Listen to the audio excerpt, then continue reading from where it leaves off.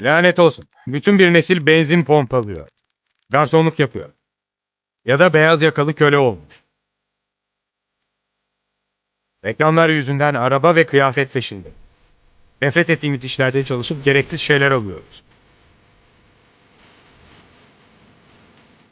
Bizler tarihin ortanca çocukları.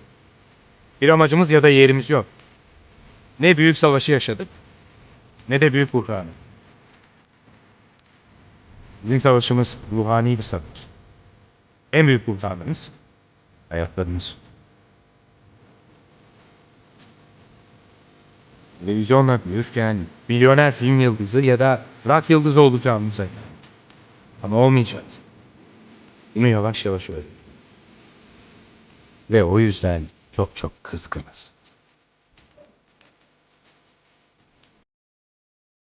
Dövüş kulübünün ilk kuralı. Konuşmama.